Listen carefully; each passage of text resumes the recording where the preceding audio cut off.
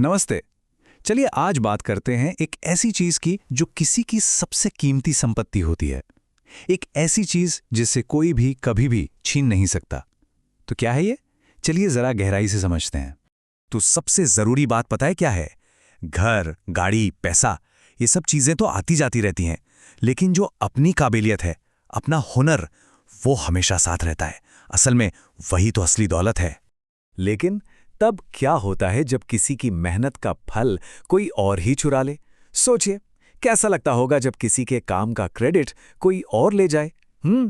इसी को समझने के लिए चलिए एक कहानी सुनते हैं। ये कहानी है एक बहुत ही टैलेंटेड लेखक की और उसके भरोसे की। एक ऐसा भरोसा जिसे तोड़ा उसी दोस्त ने जिस पर वो सबसे ज्यादा यकीन करता था। तो हमारी कहानी का जो हीरो है वो एक कमाल का मूवी स्क्रिप्ट राइटर था। मतलब उसके पास एक ऐसी काबिलियत थी कि वो अपनी कलम से किरदारों और कहानियों में जान डाल देता था। सच में उसका हुनर बेमिसाल था। और फिर था उसका दोस्त, एक एक्टर जो स्ट्रगल कर रहा था और उसे बस किसी भी तरह कामयाब होना था, और शायद किसी भी कीमत पर।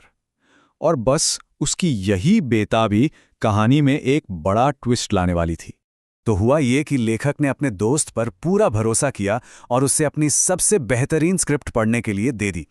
ये भरोसे का एक बहुत बड़ा कदम था जो उसे आगे चलकर बहुत भारी पड़ने वाला था। और फिर वही हुआ जिसका अंदाजा भी नहीं था।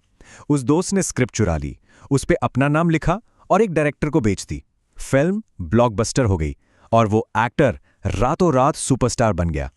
अब जरा सोचिए उस लेखक का क्या हाल हुआ होगा। उसकी सालों की मेहनत, उसकी कहानी, उसके बनाए किरदार, सब कुछ किसी और के नाम हो गया था। वो इंसान पूरी तरह से बिखर चुका था।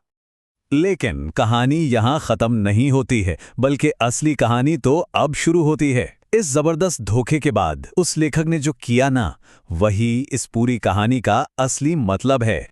हार मानकर बैठने की बजाय उसने अपनी सारी एनर्जी, अपना सारा गुस्सा एक नए प्रोजेक्ट में लगा दिया।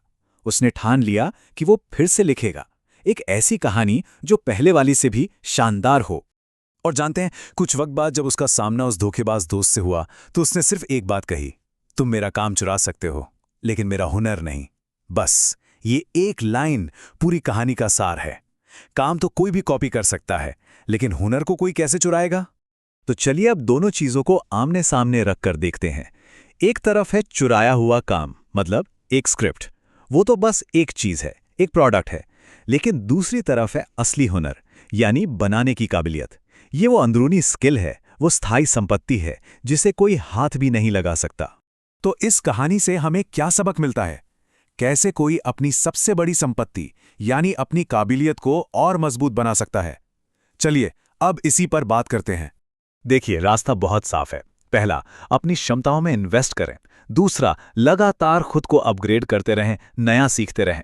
तीसरा, अगर कभी फेल हो भी जाएं तो हार ना माने, लगे रहें। और चौथा और सबसे जरूरी, नए सिरे से शुरू करने का साहस हमेशा बनाए रखें। और हाँ, एक बात हमेशा याद रखने वाली है, मेहनत का फल और किसी मुश्किल का हल शायद थोड़ी देर से मिले, पर मिलता जरूर है। बस अपनी काबिलियत पर भरोसा रखकर चलते रहना होता है। तो जाते जाते बस एक सवाल, वो कौन सी एक चीज है, वो कौन सा हुनर है जिसे कोई चुरा नहीं सकता, जो किसी की असली पहचान है? उसे पहचानना और उसे निखारना जरूरी है, क्योंकि वही असली ताकत है।